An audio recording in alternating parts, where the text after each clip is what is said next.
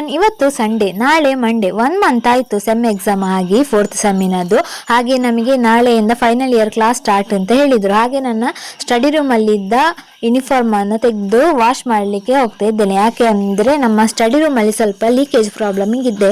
ಹಾಗೆ ಅದು ನೀರು ಬಂದು ನನ್ನ ಯೂನಿಫಾರ್ಮ್ ಸ್ವಲ್ಪ ಸ್ಮೆಲ್ ಬರ್ತಾ ಉಂಟು. ಹಾಗೆ ಅದನ್ನು ವಾಶ್ ಮಾಡಿದೆ. ವಾಶ್ ಮಾಡಿ ಆಗುವಾಗ ಬಲ್ಬ್ ಸೇಲ್ ಮಾಡಿಕೊಂಡು ಒಬ್ಬರು ಬಂದರು ಪುತ್ತೂರಿನಿಂದ. ಹಾಗೆ ಅವರಿಂದ ಒಂದು ಬಲ್ಬ್ ಎಲ್ಲ ಪರ್ಚೇಸ್ ಮಾಡಿ ನಾನು ಫ್ರೆಶ್ ಅಪ್ ಆಗಿ ಚಾಯ್ ಎಲ್ಲ ಕುಡಿದು ಟ್ಯಾಬ್ಲೆಟ್ ಎಲ್ಲ ಕುಡಿದೆ. ನನಗೆ ಸ್ವಲ್ಪ ತಲೆನೋವು, ಹಾಗೆ ಅದನ್ನೆಲ್ಲ ಕುಡಿದು ನಾನೀಗ ರಿಕ್ಷಾದಲ್ಲಿ ಹೋಗ್ತಿದ್ದೇನೆ. ಎಲ್ಲಿಗೆ ಅಂತ ಹೇಳಿದರೆ ಕಾಸರಗೋಡಿನವರೆಗೆ ನಾವು ರಿಕ್ಷಾದಲ್ಲೇ ಹೋದ್ದು. ಹಾಗೆ ಅಲ್ಲಿಗೆ ತಲುಪುವಾಗ 10:15 ಆಗಿತ್ತು. 10:15ಕ್ಕೆ ತಲುಪಿದವರು ಮನೆಗೆ ರಿಟರ್ನ್ ಬರುವಾಗ 3:15 ಆಗಿತ್ತು.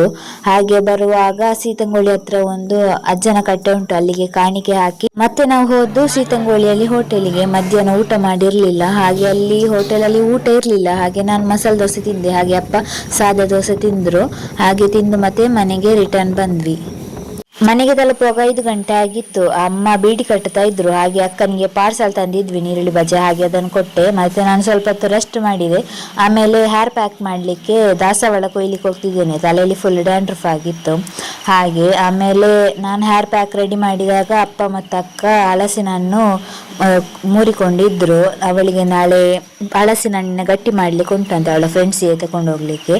ಹಾಗೆ ಅದನ್ನು ಅಕ್ಕ ಮಾತಿದ್ಲು. ಆಮೇಲೆ ನಾನು ಸ್ವಲ್ಪ ಹೊತ್ತು ಹೇರ್ ಪ್ಯಾಕ್ ಹಾಕಿ ಕೂತು ಫ್ರೆಶ್ ಅಪ್ ಆಗಿ ಬಂದೆ. ಆಮೇಲೆ ಅಕ್ಕ ಮಾಡಿದ ಹಲಸಿನ ಗಟ್ಟಿ ತಿಂದು ಮಲಗಿದೆ. ನಿಮಗೆ ನನ್ನ ಮಿನಿ ಲಾಗ್ ಇಷ್ಟ ಆಗಿದ್ರೆ ಲೈಕ್ ಮಾಡಿ, ಶೇರ್ ಮಾಡಿ, ಹಾಗೆ ನನ್ನ ಚಾನಲನ್ನು ಸಬ್ಸ್ಕ್ರೈಬ್ ಮಾಡಿ ಸಪೋರ್ಟ್ ಮಾಡಿ ಅಂತ ಹೇಳ್ತೇನೆ.